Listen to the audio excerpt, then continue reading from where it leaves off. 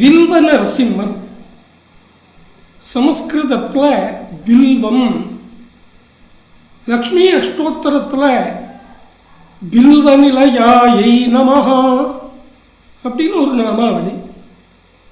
மகாலட்சுமி வில்வம் என்கிற பத்திரத்திலே, வில்வ இலையிலே, வில்வ தலையிலே வசிக்கிறாள்.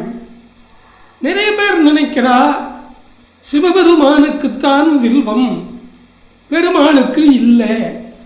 அப்படிலாம் கிடையாது. வில்வத்தை கொண்டு நரசிம்மனை பூஜிக்கிறது தான் மிகப்பெரிய பிரீத்தி.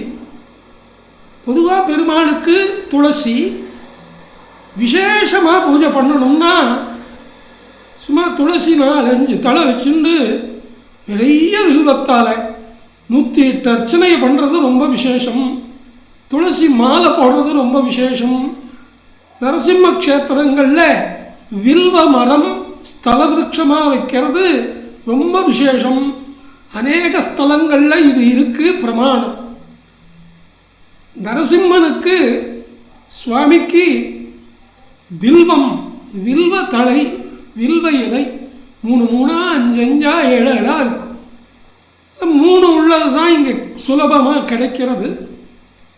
அந்த 3 இலைகள் உள்ள திரையம்பகேஸ்வர ரூபமாக இருக்கிறதான வில்வத்தால் மாலை கட்டியோ அல்லது அர்ச்சனையாவோ நரசிம்மனுக்கு சமர்ப்பணம் பண்ணிட்டு வந்தால் 48 நாளில் நினைச்சது நடந்துடும். தினமும் செய்யணும். பில்வம் கிடைக்கிறது கொஞ்சம் சிரமம். பில்வம் காஞ்சிருந்தாலும் தப்பில்லை. அதை தேடி எடுத்துன்னு வந்து வாரம் வெள்ளிக்கிழமையோ அல்லது மாதம் சுவாதி நட்சத்திரத்திலோ செவ்வாய் வெள்ளிக்கிழமைகளிலோ பெருமாளுடைய நட்சத்திர காலங்களிலோ வில்வத்தால நரசிம்மனை பூஜை பண்ணணும். வில்வ மரமே நரசிம்மஸ்வரூபம். வில்வத்தில் மகாலட்சுமி வசம் பண்றா. யார் வில்வத்தாலே நரசிம்மனுக்கு அர்ச்சனையோ அலங்காரமோ பண்றாளோ அவளுக்கு லக்ஷ்மி கட்டாட்சம் நிறைய கிடைக்கும். நன்னா இருந்தோம்.